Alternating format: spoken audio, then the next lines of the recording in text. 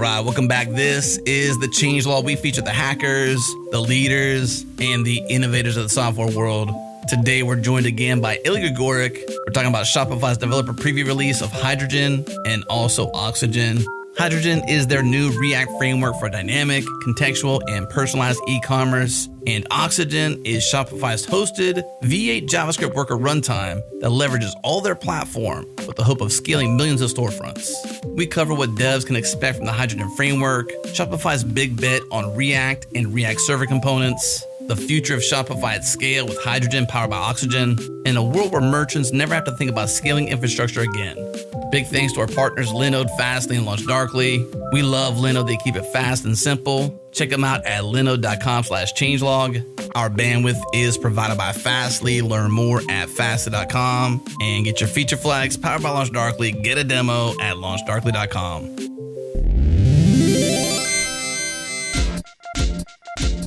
This episode is brought to you by our friends at Fly. Fly lets you deploy your apps and databases close to your users. In minutes, you can run your Ruby, Go, Node, Dino, Python, or Elixir app and databases all over the world. No ops required.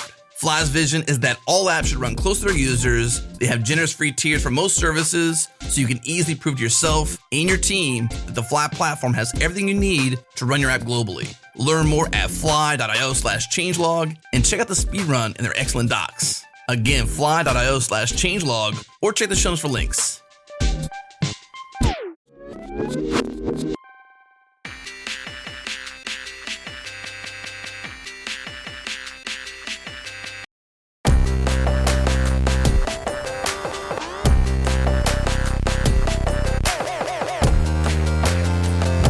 It's good to have you back. We've been obviously acquaintances and friends over the years, having done many shows together, talked about a lot of stuff you've done, PostRank, Speedy, performance on the web, your career at Google, now at Shopify, and just excited. You know, I reached out to you on LinkedIn when you made that move, and you said, well, we'll talk later. And so I think now is later because there was this big release, Hydrogen is out there, Oxygen to come, a lot of fun stuff happening. And I guess you're combining a lot of the efforts, which is like performance, but also dev tool related in this release and what's going on. But one, just good to catch up with you. So welcome back to the Changelog.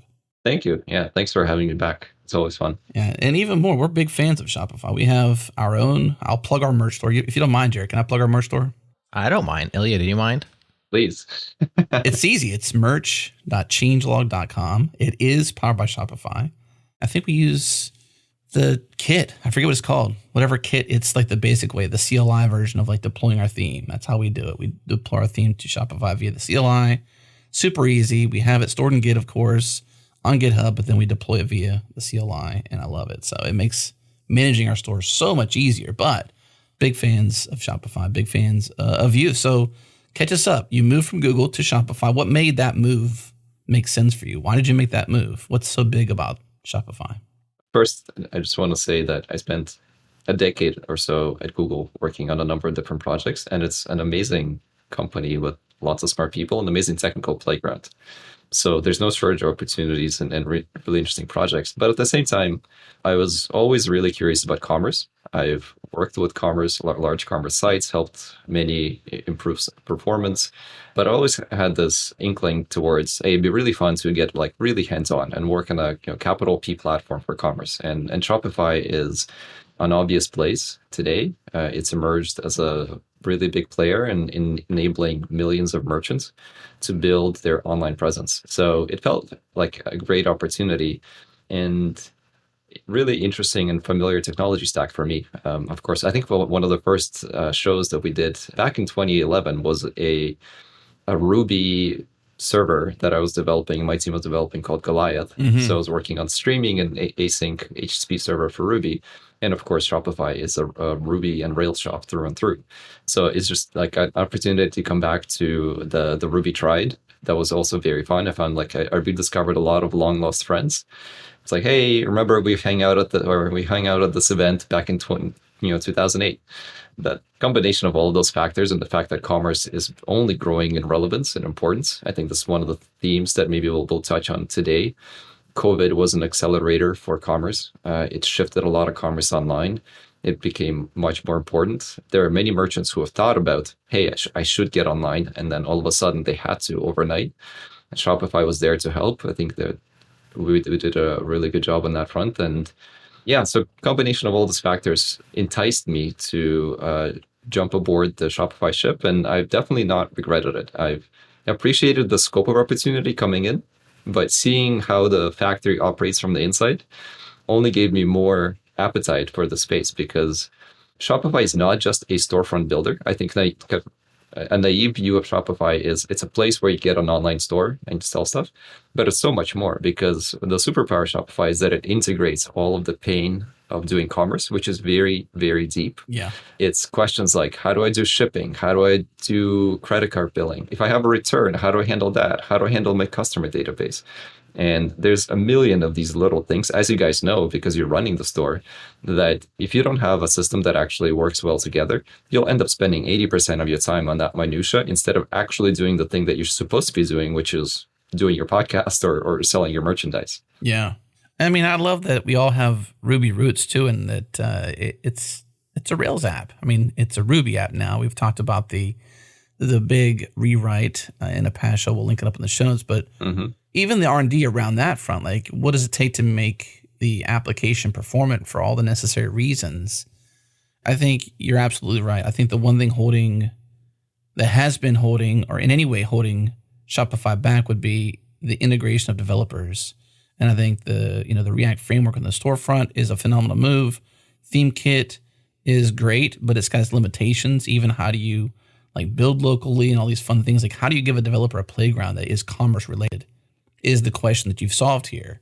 And I think that's like, once you solve that, like, it's just like floodgates. I'm expecting floodgates to open up, because this is gonna be a lot of fun. Yeah, I think we still have quite a bit of work, if we're honest, to do to really transition into a capital P platform. But I think that's where you're seeing the company head, and that's what has me really excited.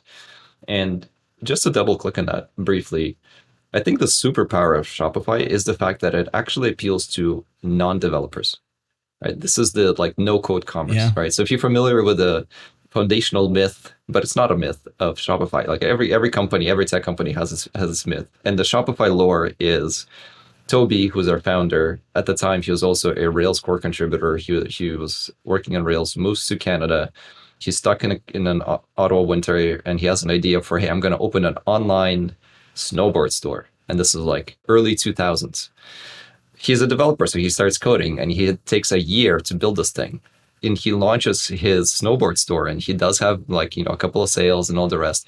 And then comes to a realization that, maybe the value prop here is not the fact that I'm selling the snowboards, but in the technology that I built to power the store. Because unless some other merchant is also as technically proficient as I am, they have no chance in this space, right? And then that becomes the foundation of Shopify.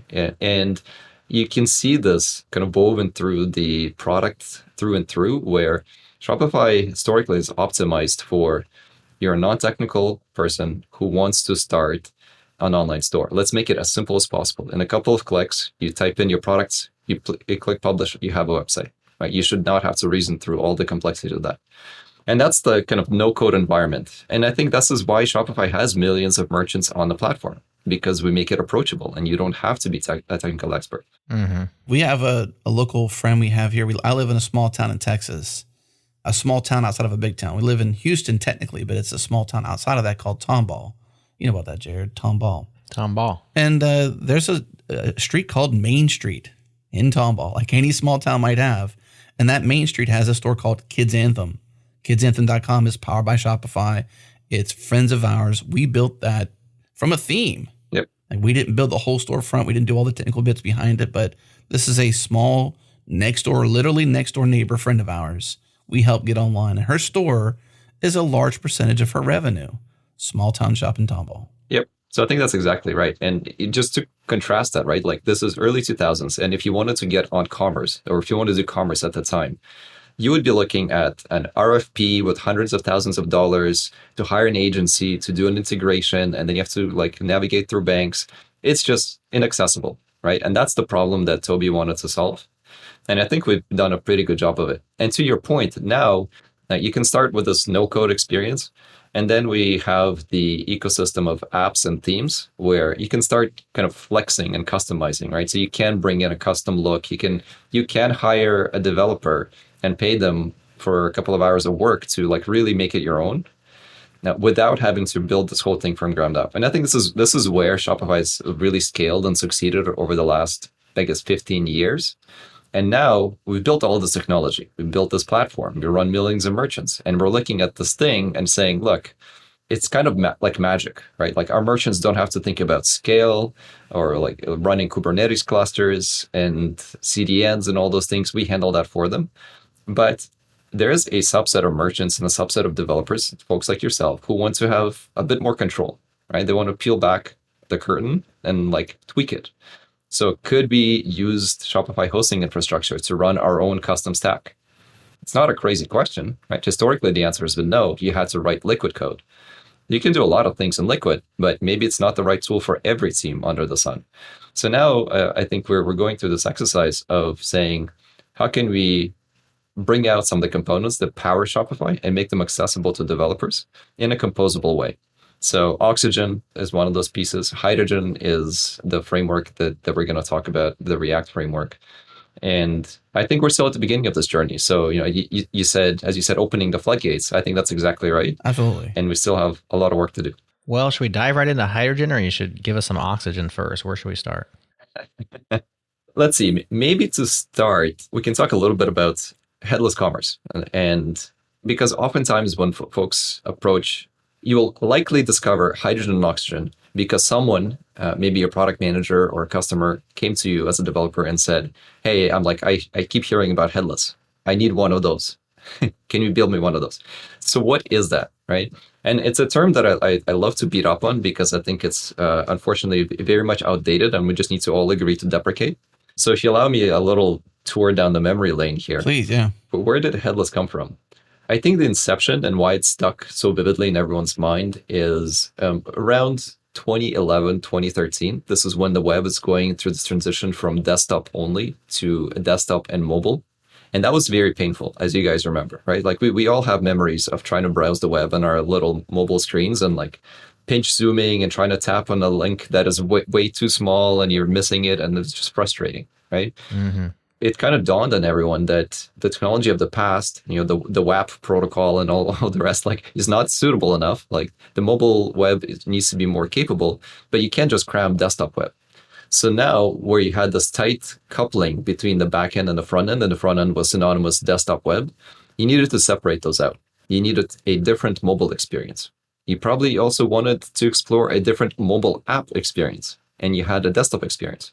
So the whole meme of like headless is about let's chop off the head, which is the desktop web, right? And instead focus on APIs. Like if we have a robust API that exposes all of our content, databases, what have you, business logic, then we can build these different experiences. So it's kind of an unfortunate term because as with any definition by negation, right? Like headless, I'm headless now. It's like, well, great, you have an API. Mm-hmm.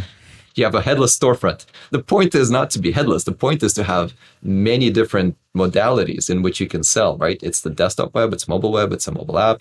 Nowadays, it's like VR apps, AR apps. You're selling on Facebook and Instagram and TikTok. Like there's all of these channels that you need to be present as a merchant to really drive commerce. So it's not headless, it's API first. And Shopify, of course, has been a provider of APIs since very beginning. We were one of the early adopters of GraphQL, actually. A fun anecdote, I was just looking at one of our API dashboards last week, and it's always fun to see the growth up and to the right and just like how is the slope changing over time. And recently we saw a peak of 1,000 QPS, right? So that gives you a kind of a sense for scale that Shopify operates. And this is purely API traffic. What's QPS? Queries per second. Okay. All right, coming into the GraphQL API. So Shopify is actually one of the largest, as far as I'm aware, public GraphQL providers. I think there are other apps like Facebook and others that operate at an even larger scale in their private use case. But as a public API provider, I think Shopify is one of the largest providers, which is kind of a little known fact. And we have a really smart set of folks working on GraphQL infrastructure. at Shopify. So Shopify is headless in that sense. And I think this is one of the misconceptions in the market. It's like, oh, Shopify is the thing I go to build my online store. Not quite. We also have the GraphQL API, and lots of merchants have built really amazing mobile and other experiences on top of that. That may be like part one. The second part is, and maybe a better replacement term that's now being used in the e-commerce industry, is this notion of composable commerce, which is, hey, there's lots of different tools out there. Like there's some really good tax applications, and there's some really good shipping applications, and inventory management and asset management. They all provide APIs. Why don't we just use the best of the breed for all of them, stitch them together, and build the best commerce experience? Which sounds really nice, right? And Shopify certainly plays in that space. Like many of our more advanced merchants use Shopify for a set of workflows, but then extend their capabilities via other tools, by providing integrations with APIs or just custom code integrations and all the rest. The challenge, though, as anyone that has built a distributed system will know, is just the fact that you have the best car parts, or you bought the best car parts, doesn't mean you have a good race car. You really need to invest into like a really solid pit crew and engineering crew to build out a system that works. This is the hard part of integration in all of these systems, and actually keeping it up and running. So this is where I think Shopify excels, or historically excelled, because we integrate a lot of this pain, so you don't have to think about it. But if you want to go to this composable route, now you have a kind of a set of hard choices. Let's say you wanted to pick a different front-end framework, so you don't want to use Liquid. Sure, you can take a React, a Vue, or whatever other flavor. Doesn't matter, because you just have GraphQL, and you can build that out. But now you're not querying data locally from or from the same data centers as Shopify. So now you have to think about the latency of your data requests. And maybe you can patch that with pre-building all of your pages, product pages, right? So this is kind of the statically generated route. Okay, that works. Then your product manager comes to you and says, but actually I have, 1,000 or a couple of thousand products, and each one of them has N number of variants. So your build tree just exploded in complexity. And of course, I also want to run A/B tests on top of that. And did I mention that I want personalization? Oh, and make sure that you architect them in such a way that I can do really effective dynamic search. And before you know it, you're kind of sitting there scratching your head, trying to figure out how to make sense of all of the soup.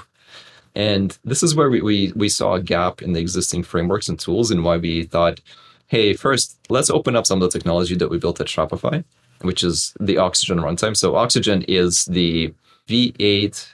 So it's a worker runtime.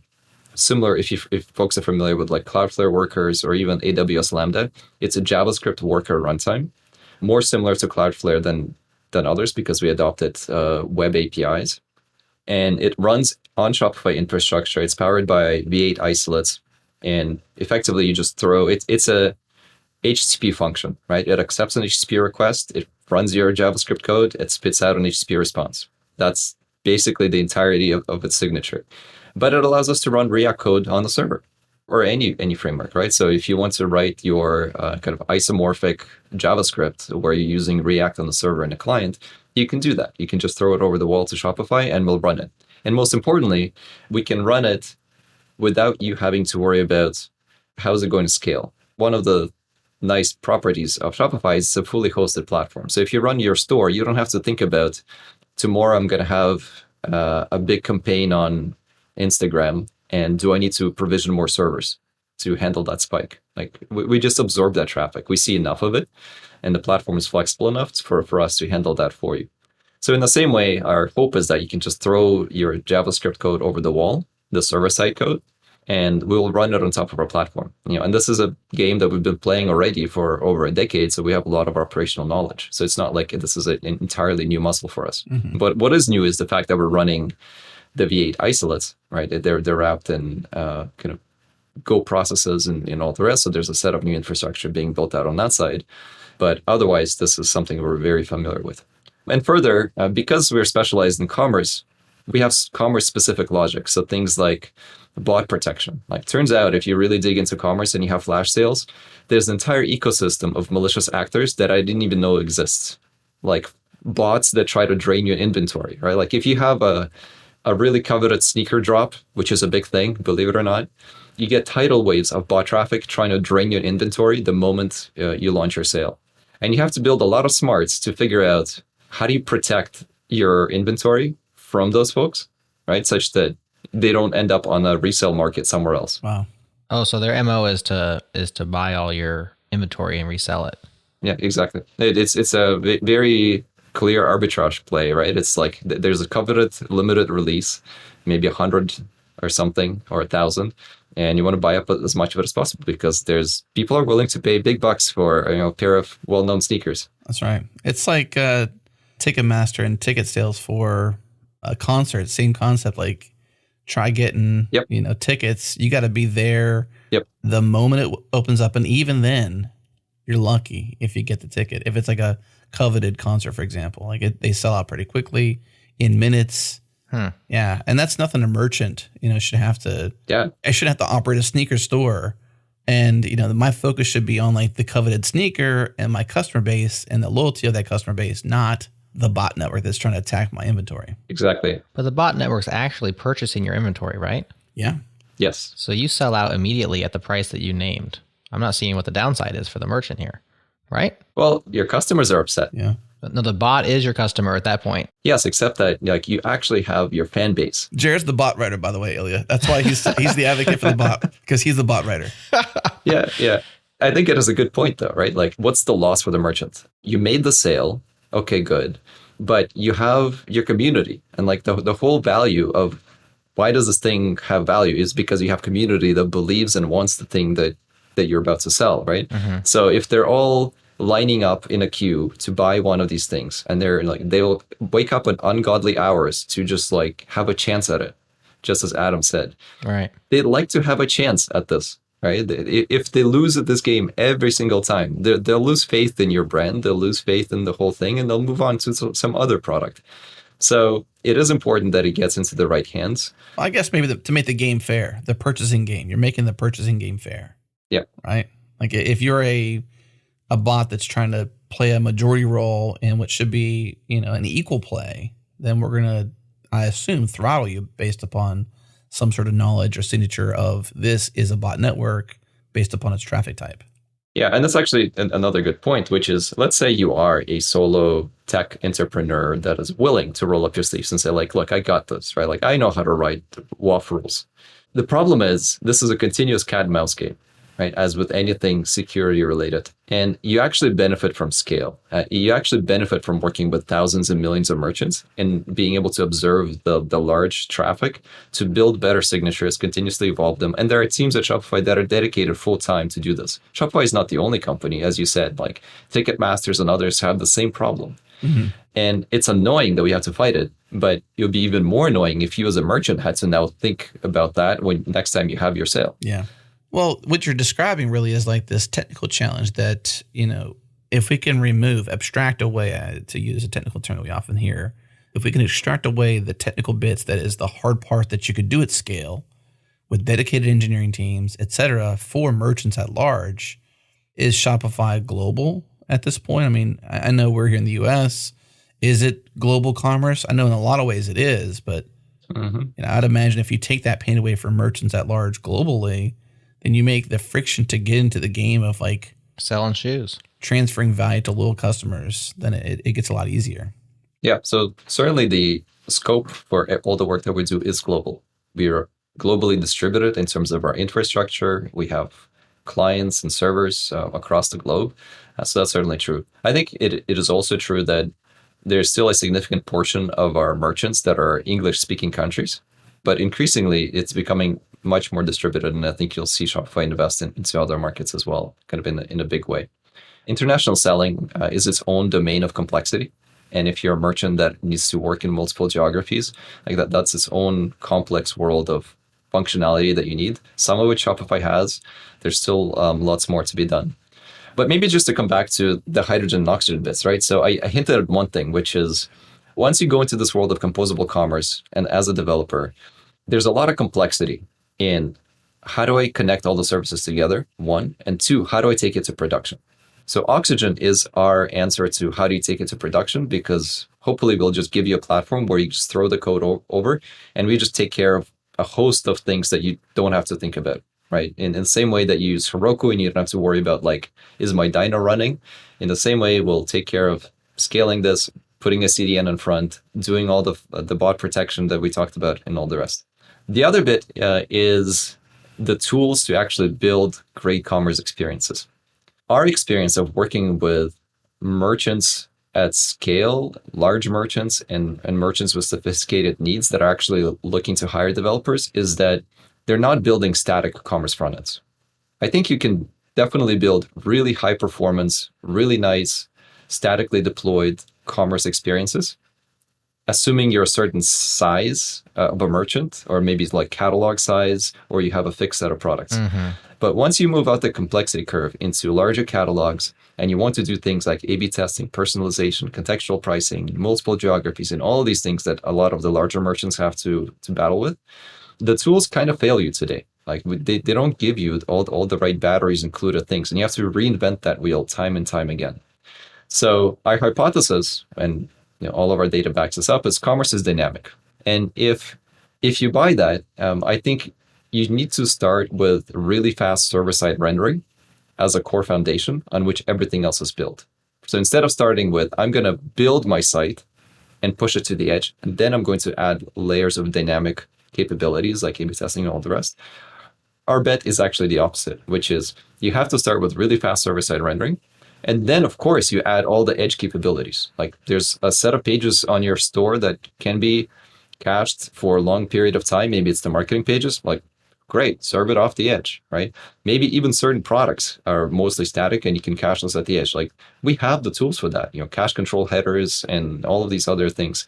We can do that at scale. But to really power dynamic commerce with large catalogs, you need to collocate data and rendering, which is one of our superpowers. So when you deploy to your storefront to Oxygen, you get the runtime, but you also get the Shopify database or your database, your storefront database, collocated right alongside, right? So when you're making those queries to resolve your GraphQL and other requests, they should be returning within milliseconds, as opposed to having to traverse the public cloud to hit the storefront API and get that response. And that really stacks up, right? So we believe that yes, it is harder in many ways to deliver high performance dynamic commerce, but if you have the right infrastructure and you're running collocated data and rendering, you can go really far.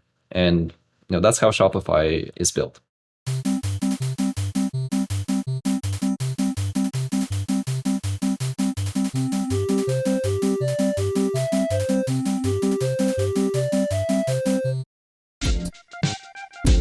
What's up, friends? This episode is brought to you by our friends at Retool, the low-code platform for developers to build internal tools. Some of the best teams out there trust Retool. Brex, Coinbase, Plaid, DoorDash, Legal Genius, Amazon, Allbirds, Peloton, and so many more. The developers at these teams trust Retool as a platform to build their internal tools, and that means you can too. It's free to try, so head to retool.com/changelog. Again, retool.com/changelog.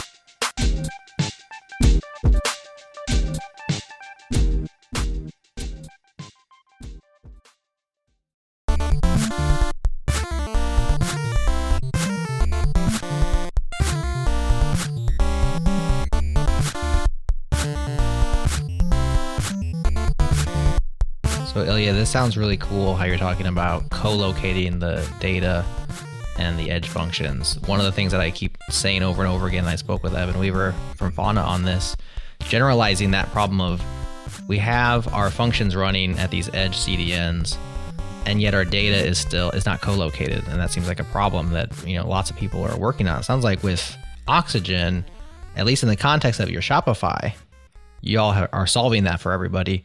Now, generic solutions for your random web apps is not out there, but in the case of Shopify, you're co-locating that and making that server side really fast. I think the best way to think about Oxygen is it's a function as a service runtime that allows you to bring custom JavaScript code, which will execute on Shopify platform with the benefit of having your commerce data being co-located, right? Which just allows you to build better experiences.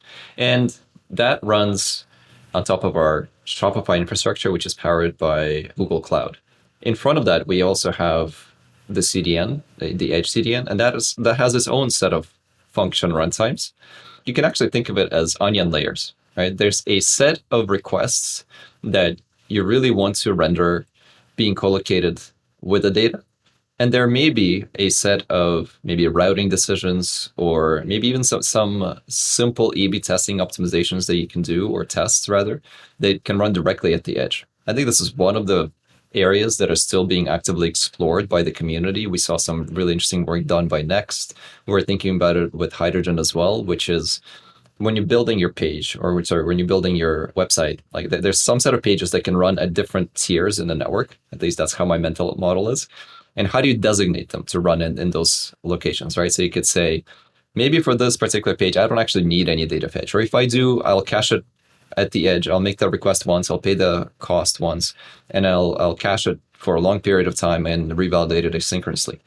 For some other type of requests, like where you're actually personalizing, let's say, prices for your customer because they signed in, they have a loyalty program, and they have a stacked set of discounts, that really needs to traverse deeper into your network path, or into your topology, if you will, to hit that other endpoint, which is collocated with data and fast and service a fast response.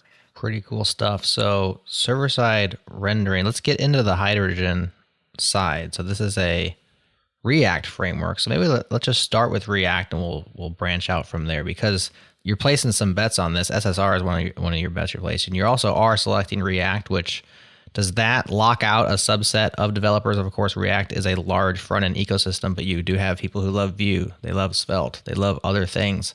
Are they able to use Hydrogen, or is this just for React folk? It's a good question. So we started with React because we asked our merchants. We talked to lots of merchants for what are their needs, what are they hearing, what are they asking, and the message was pretty loud and clear, and not surprising, I think, to anyone listening to this podcast, which is React is a very large and vibrant ecosystem, and just simple access to developers, number of components, and all the rest. So they asked us to build something that helps them be more productive with React. So that's pragmatically where we started. At the end of the day, the goal of Shopify is not to build web frameworks. We'd like to build a really good one to empower developers to build great commerce experiences, but ultimately our goal is to help merchants sell, right?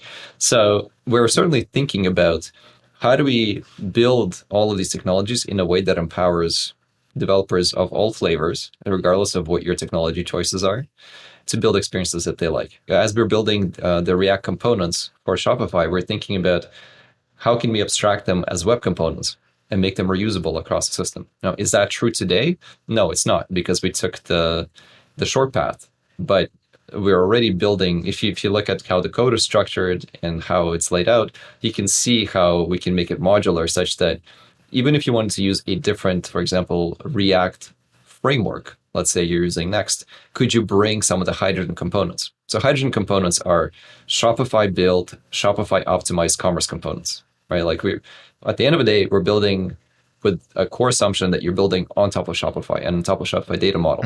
That allows us to specialize and offer opinionated set of components. If you want to use that in another React framework, you should be able to do so. I think we still have some work to do there, and we'll get there based on demand and folks willing to contribute. But all that to say, I don't think we have a strong bet on the framework, like what's the right choice. We're taking a pragmatic choice, which is this is what our merchants have asked, right? And when we looked at the available set of tools in the React ecosystem, we felt like the existing crop of frameworks, and particularly ones for commerce, don't solve the right problems, or maybe don't stack the right decisions to enable this dynamic commerce experience that we've been talking about. There's a host of really good tools for statically generated pages, but like if you really want to build a fast server-side rendered React-powered experience, you have to hire some really smart people to make that work, right? And that gets very expensive very quickly. And so most teams fail, right? They end up with subpar experiences, and we thought we could help. So this is why we entered into the space and said, it's not like we've invented server-side streaming, right? Like, right. I think I was with you guys on this show 10 years ago talking about streaming in HTTP servers. Yeah. So this is not new technology, but it's a new stack. It's a different stack. It's a different set of choices, right? So now the question is, well, I do want to use React on the server and client. How do I do that while still delivering really fast server-side streaming solution that is not blocking on data requests, such that I can enable the clients to quickly render at least like a visual shell of the page, provide some like loading indicators, and speaks to that user experience aspect of speed, not just the technical metric of speed, right? Like, did you get the fast time to first byte? Yeah. I can imagine us being 2 years down the road, having you back on, Ilya. So we're at the opening gates of a new thing for you. You put 6 months into this. You work closely with the React core team. So you've had very knowledgeable people involved with this project on how React works. But I can just imagine, like, to Jared's questions, like, why did you choose React over Vue, Svelte, and does it lock out other frameworks? I can imagine this at the beginning. And like any beginnings, you start from somewhere. I think that's exactly right. We took a pragmatic choice. So if you look at Oxygen, right, as I said, it's a thing that accepts an HTTP request and spits out an HTTP response.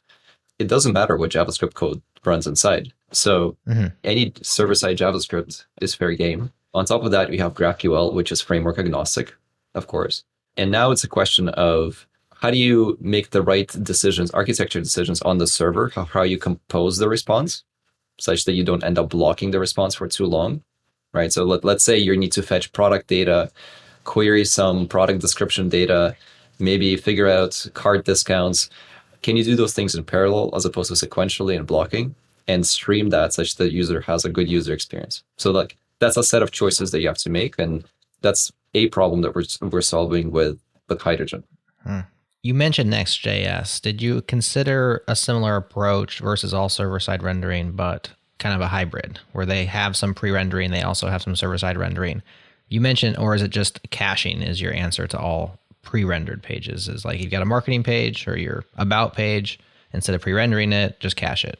Yeah, we actually worked pretty closely with the Next team. They're also innovating and pushing the boundary on React Server Components. So React Server Components is this new hot thing that the React core team dropped as a Christmas gift to the community last year, right? And everyone got super excited because it's this RFC, and it answers the perennial question of how do we actually separate client and server concerns? Can we create a convention around data loading patterns? Because right now every React framework has to figure out how do you do data loading, right? Get server-side props versus something else. Like you have to learn a new dialect every time you pick this up. React Server Components tries to answer that. And further, it adds a set of new, or opens doors to a set of new possibilities. Things like it wasn't possible to do component level updates before. So if you've rendered the page, right, and the user is interacting with the page, and you want to reload just a subtree, you can hack that via various ways, but there's no well-defined convention for how the framework itself could do that. React Server Component answers that.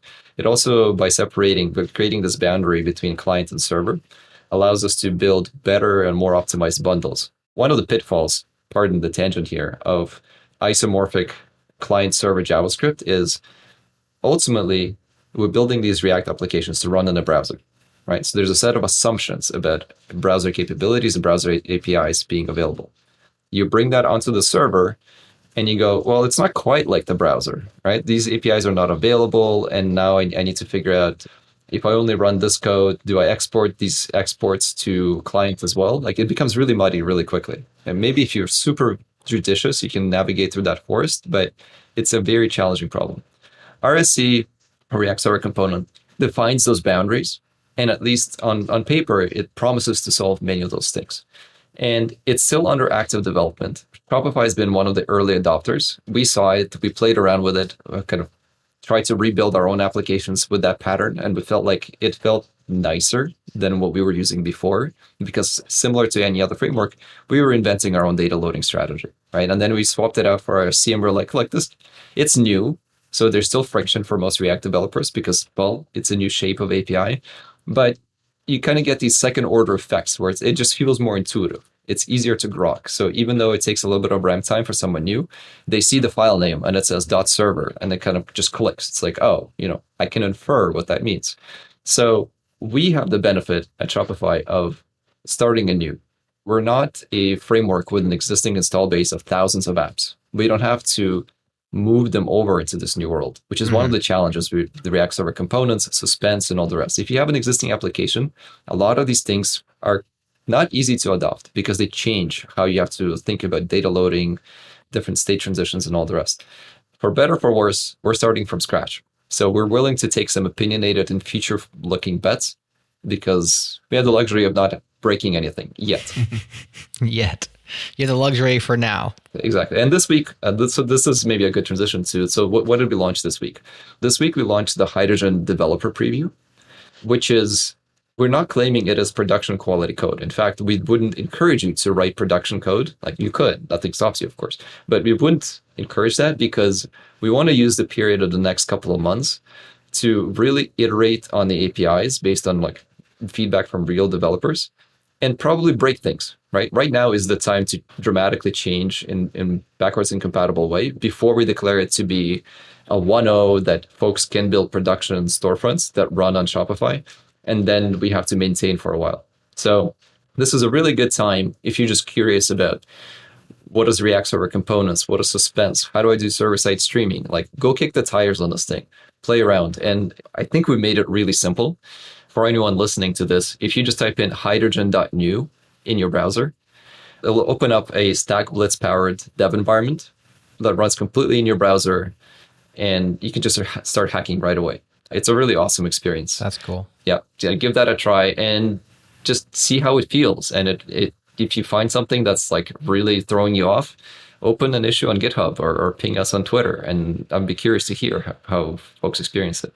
Side note on StackBlitz, we did an excellent episode of JS Party about that with one of the StackBlitz people. Really cool stuff they're doing over there. So we'll cross promo that episode. I learned a lot from it, and it's cool to see you guys using it in this way that really just lets you test the waters like immediately right there in your browser. Mm-hmm. Pretty awesome. Does that point at some sort of like a Shopify demo, or is there data available to be playing with, or what? Yeah. So I love StackBlitz. I think I've demoed it to many folks, and I think it takes most like at least a few seconds to really click what happened, because all they did is like they tapped the link or they typed in the URL, and all of a sudden they're looking at an editor, right? So it's like It's a VS Code environment. Everything's virtualized, including your like server runtime. And under the hood, what it does is it basically clones the Hydrogen repo. And Hydrogen comes with a starter template, which is hooked up to a demo Shopify store. So right from the get-go, you have a preview pane on the right, which is the actual live website, with some example data, like product data and components. So you can just start fiddling with it, right? And change the product description or something else and get a feel for how it feels to work with this technology stack, but also for how's the shape of the data laid out at Shopify and what are the hooks that we provide. We talked about components, right? So we provide a set of components optimized for Shopify. So they know how to intake Shopify GraphQL and render out common things like variant pickers, product carousels, carts, and all the rest. But we also provide data loading hooks and a set of cache APIs and fetch primitives, such that if you want to integrate with, let's say, a third-party CMS, because you're storing your marketing content in, I don't know, Strapi or Contentful, you can do that too. And we provide a set of built-in hooks for caching. So we try to build in smart caching strategies by default, so you don't have to add it after the fact. We do it for you in an opinionated way, but give you the power to override them. Right? So we'll make choices like we will cache all third-party responses for up to 10 or 60 seconds. We will do async revalidation in the background, so stale while revalidate, so you don't have to block on every response. But if that doesn't fit your particular use case, you can just drop it into the config and like change that to suit your particular needs. I love the Easter egg. You mentioned Toby earlier and the launch of Shopify being a snowboard store. I love the Easter egg here. I'm not sure this is intentional. I assume it is based on that, but like it's the store that launches in here is called Snow Devil, and it's a collection of snowboards. Yeah, so just to bring it back, Snow Devil was the original name for Toby's store. And one of the internal missions, if you will, was imagine you were Toby and you were starting Snow Devil today. What would you pick? You know, back in the day, he was a Rails contributor. He knew Rails, so he started building, like he was working on Active Merchant, so he started building on Rails. But today, if Toby was starting to build a store and he was a developer, what would he pick? Right? And our hope is that you would consider Hydrogen, because there's a platform, it's optimized for commerce, it has the right hooks, and all the rest. So yeah, it's a little bit of a homage to rebirth of Shopify. Even the art's very nice too. Obviously, I mean, this is you got Hydrogen is one of the arts on here. You got the full stack, actually, not full stack, but the full stack, and it's a stack of looks like just servers or something like that. Squares in 3D. The liquid is on there, and then the first one, which is the toggle. I love it. Attention to detail. Yeah, we definitely went all 90s retro on the website as well. So if you go to hydrogen.shopify.dev, that's a landing page which talks about kind of the high level value prop and features. I recommend checking that out. It also links out to some example repos for example, Shopify Supply. Shopify Supply is the Shopify store with like various merchandise. We're rebuilding it on Hydrogen, so you can poke around that and just see how the team is progressing there. I mean, I want to go buy one of these snowboards. You got morning, evening, and night for the Hydrogen board. I mean, you've even themed the variants, speaking to the complexity of what happens in commerce as you've got the variance issues with different products out there. I mean, I'm going to buy the night board right now. A brief detour. So yes, we offer Shopify components, but I think one of the superpowers that we can do here is it turns out that humble things like a product carousel turn out to be incredibly complex. Right? You start with a very simple, like I just need to show an image for my snowboard. Before you know it, it turns into, well, actually I have multiple images. Okay, fine. I also have a video I'd like to play. Maybe you want to inject a 3D model in there. By the way, it needs to be swipeable. Did I mention it needs to be zoomable? Because I really want to see that artwork on this damn thing. And of course, it has to work on desktop and mobile. So it has to be touch friendly. Obviously, it has to be accessible. And don't forget about SEO for all of these things. And on top of that, it has to be performant too. So don't just like blindly load all these images. You have to have a really smart loading strategy for how to do all these things, right? Yeah. And before you know it, you're looking at a product spec for something that started simple, but it turns out to be incredibly complex. And when you audit most stores, you'll find that they fail across many of these dimensions. And one thing that we can do as Shopify is we can amortize that cost, right? We working with millions of merchants. We can do the research. We can figure out what is actually a good variant picker experience based on qualitative research, based on data that we gather from our merchants, and transfer that knowledge as defaults into your variant picker.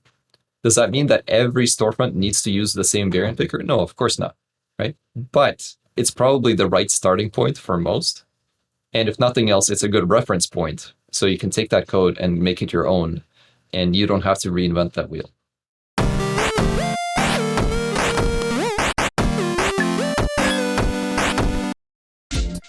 This episode is brought to you by SourceGraph. SourceGraph is universal code search that lets you move fast, even in big code bases. Here's CTO and co-founder Byung Liu explaining the problems that SourceGraph solves for software teams. Yeah, so at a high level, the problems that SourceGraph solves, it's this problem of, for any given developer, there's kind of two types of code in the world, roughly speaking. There's the code that you wrote and understand like the back of your hand, and then there's the code that some idiot out there wrote. Or, alternatively, if you don't like the term idiot, it's the code that some inscrutable genius wrote and that you're trying to understand. And oftentimes that inscrutable genius is like you from, a year ago. and you're going back and trying to make heads or tails of what's going on. And really, SourceGraph is about making that code that some idiot or inscrutable genius wrote feel more like the code that you wrote and understand kind of intuitively. It's all about helping you grok all the code that's out there, all the code that's in your organization, all the code that is relevant to you in open source, all the code that you need to understand in order to do your job, which is to build the feature, write the new code, fix the bug, etc. All right, learn how SourceGraph can help your team at info.sourcegraph.com/changelog. Again, info.sourcegraph.com/changelog. And by our friends at Fire Hydrant. Fire Hydrant is the reliability platform for teams of all sizes. With Fire Hydrant, teams achieve reliability at scale by enabling speed and consistency from a service deployment to an unexpected outage. Here's the thing, when your team learns from an incident, you can codify those learnings into repeatable automated runbooks. And these runbooks can create a Slack incident channel, notify particular team members, create tickets, schedule a Zoom meeting, execute a script, or send a webhook. Here's how it works. Your app goes down, an alert gets sent to a specific Slack channel, which can then be turned into an incident. That will trigger a workflow you've created already in a runbook. A pinned message inside Slack will show up all the details, the Jira or Clubhouse ticket, the Zoom meeting, and all of this is contained in your dedicated incident channel that everyone on the team pays attention to. Now you're spending less time thinking about what to do next, and you're getting to work actually resolving the issue faster. What would normally be manual tickets across the entire spectrum of responding to an incident can now be automated in every single way with FireHydrant. And here's the best part. You can try it free for 14 days. You get access to every single feature, no credit card required at all. That way you can prove to yourself and your team that this works for you. Get started at firehydrant.io. Again, firehydrant.io.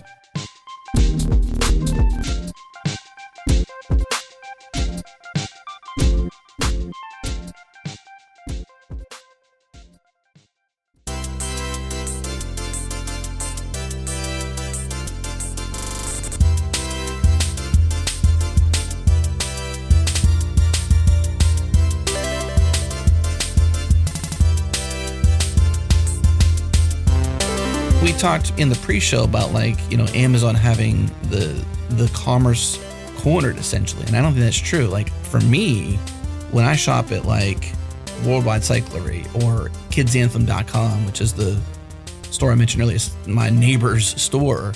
When I go through the checkout process and I see that Shopify checkout process, I can almost trust that merchant even more because I just know that Shopify's brand cares so deeply about this cool stuff. And this journey for developers, like you can go to any startup out there, the opportunity for a developer where they can go to make their next dent in the world, their next impact in the world is not limited now. Now you have the opportunity to build for great merchants on Shopify because you've enabled great dev tools. You said before limited by Liquid. Yeah, you had some great tech. Their theme kit was awesome, but it had its limitations. Yep. And I think now with how the stack integrates on this stuff, like it's just, I said floodgates earlier because I think like the future is floodgates. Developers are going to like cling to this and build the next best thing for their neighbors.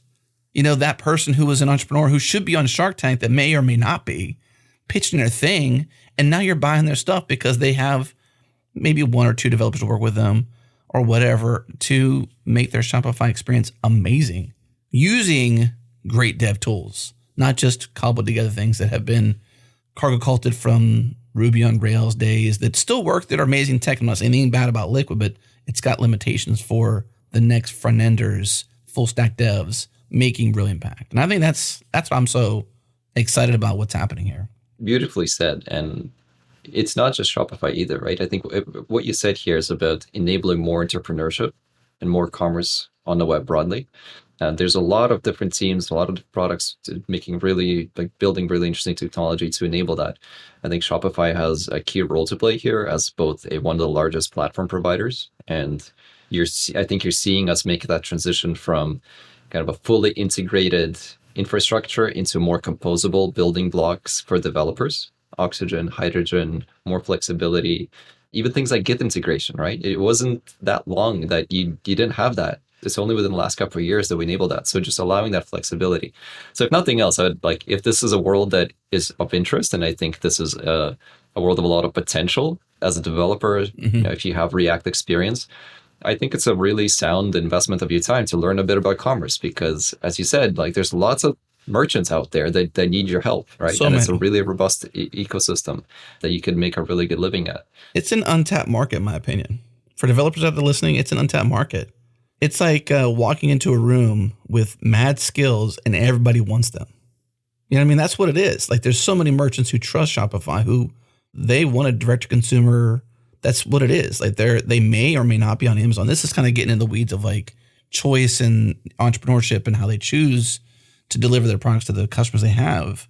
But I think there's just such an interesting path there because it's, if you enable more opportunities for entrepreneurs to succeed and to deliver their products to wherever, I just think that's just a huge opportunity. There's so many people out there waiting for developers to make and deliver more tooling on top of this and to leverage what you've built to make their stores so much better. Yeah. And I can imagine that at some point because of Shopify and the way you all think, that you may have some sort of support mechanism to train or provide docs or some sort of university or course that can help developers get up to speed even more so on what React is. And this is now an entry point. We may say, I'm not a developer, I'm a Shopify developer, because it's specific to only commerce, only on Shopify, because it has that much potential. Yeah. So I'll plug a little bit about Shopify here, because we can unpack this, what you said, into different aspects as well, right? When you think about the Shopify ecosystem, there is a huge number, millions of merchants today that are looking for some customization, right? And that could be as simple as, I'm non-technical, I need someone who knows how to navigate through the admin panel, all the way through, and maybe I need some CSS configuration in my theme to just kind of to tweak it to my liking. You can apply your skills today to that. Beyond that, there's also opportunity to build extensions to Shopify. So there's this whole ecosystem of Shopify applications. Same thing as like iOS and Android applications. You can build applications that extend your backend capabilities. Maybe have an idea for a t-shirt store, right? And there's a specific logistical things that you need to do to run that sort of business. You can build an app that tailors to that use case. And you can plug that into Shopify such that when a merchant comes and says, I have a need for that, I can just install an app and use that. And Shopify provides all the monetization primitives and all the rest. So there's the app ecosystem. Mm-hmm. There's I'm an indie developer, or maybe I'm an agency specializing in building this stuff. And then there's I work with a large merchant as a full-time or as a contractor, and they want a custom thing. That could be a web front end. It could be the next AR, VR experience. Actually, we're seeing some really cool innovation with AR and VR. And it still, I think, feels like hype for a lot of folks, but there's some really cool stuff being built. Like if you've opened the Allbirds app on your phone, you can actually try on the shoes virtually, just on your foot, right? Is it as good as real life? No, because you don't have the tactile feel, but it's still really damn cool to be able to swap through colors and just see them right on your feet. And that's really neat. And then there's examples like ComplexCon. So a large event for sneaker community. Last year, because of COVID, they couldn't meet in person. So the whole thing happened online. It was a virtual world. It had commerce built in. It was powered by Shopify. So it's a game that you venture through, and you could, walk into a room and go into a panel, which would be a video stream. But it's completely reimagining the experience, way beyond everything we talked about here. It's not touching React. It's not anything else. But once you have the right primitives, once you know how to think about commerce and all the possibilities it can unlock, to your point, I think it's just such a vast playground. So do you see this? I know it's not fully formed yet. Hydrogen, like you said, developer preview. Oxygen, not even available yet. It's going to be a 2022 thing, or maybe closed preview. What's the state of Oxygen? Oxygen is in closed beta with a set of merchants right now. So there are folks running on Oxygen, but we're still ironing out some of the infrastructure to do like effective routing, some of the security bits and all the rest. So our plan is to make it available in early 2022. By then, we hope that Hydrogen will be in robust enough shape as well, such that we can actually recommend folks to write and deploy production apps on top of this infrastructure. I'd imagine Hydrogen requires Oxygen. We're getting kind of maybe in the H2O world potentially with actual chemistry and considering which recipes make something. But you can go now to hydrogen.new, and that's what you can play with. Like there, beyond that, you would need Oxygen to throw the React code over the wall, as you said, and run it on Shopify's infrastructure. Like it's still decoupled. It's not ready to do beyond what you're doing, right? Is that where it's at? Yeah. So the way I think about developer preview is ephemeral environments that you as a developer can spin up quickly, play around, test, figure out if this fits, give us feedback, and all the rest. At the end of the day, it's server-side React code. And if you can run server-side React code on your platform of choice, you can run Hydrogen. There's no direct coupling to Oxygen. Right. So in fact, if you go into our documentation, you'll find some docs on how do I run this in a Docker container. So you could throw this on Linode if you wanted to, or even try to deploy to Cloudflare workers. Our bet is that long term, in order to unlock the full power of dynamic commerce, you do want that rendering and data co-location and capabilities. And most merchants don't want to think about writing Docker configs. And commerce at scale is not a Docker container, right? It is a fleet of Docker containers that you need to orchestrate. and you need to figure out the CDN and all the rest, we take care of that for you. So you don't have to use Oxygen. You could use Hydrogen, query our GraphQL API, and run it on your own infrastructure. Totally fine. But I suspect that most folks will find a lot of value in just deferring that problem to Shopify to say, you guys know how to run commerce. Why don't you do that for me? So if this is a current bet, then what bumps do you see along the road? Like what, sure, you're in developer preview with Hydrogen, you're in closed beta with Oxygen. What are some of the bumps anticipated? What are some of the most technical challenges you're currently tackling as a team? What's the next few months for both of these projects? I think there's still a lot of unproven technology in the React space, right? So adopting suspense, adopting React server components, there's a promise of optimized bundles, but a lot of the tech is still being built. It is being experimented with right now by our teams. So I think all of those are solvable problems. The question is how quickly, right? Like, is it a month problem? Is it a 3-month problem? Or is it a 12-month problem? And I suspect that it might actually be a 12-month plus problem for the React ecosystem at large, but it might be a much shorter time frame for the needs of Hydrogen and Shopify, because as I said earlier, we don't have to think about the existing ecosystem and how do we move them over and all the rest. So we can stack these technologies in a more opinionated way and kind of be more forward-looking. At the same time, that also means that we need to spend a lot of time on education, which comes back to your earlier point of like, I'm not a React developer. Where do I start? How do I learn about React server components? I think that's a role that we will have to play. We will have to partner with the React team to figure out how to tell that story right and make sure that like it actually resonates and lands right. On the platform side, running a production platform at scale is a non-trivial undertaking, right? So there's lots of work that we need to do under the hood to provide the right security, isolation. We have some very large stores running some very large record-setting sales, right? So we need to ensure that we provide the right amount of scalability while at the same time maintaining efficiency, right? One could imagine that you isolate every shop to provide the best performance. You know, everyone lives on their own Docker container, but that quickly gets out of hand. So how do you navigate through those waters as well? That's a lot of stuff that we have to think about, that as a merchant you shouldn't and won't have to think about, but there's still lots of questions to answer there. That said, once again, we come back to this is about server-side streaming, this is about isolation, this is security. These are all problems that have been solved by smart people before. We'll solve them here. So it's more a question of timeline than it is about, you know, is this actually technically possible? Yeah, it's just a time problem, not a unproven concept problem. Yep.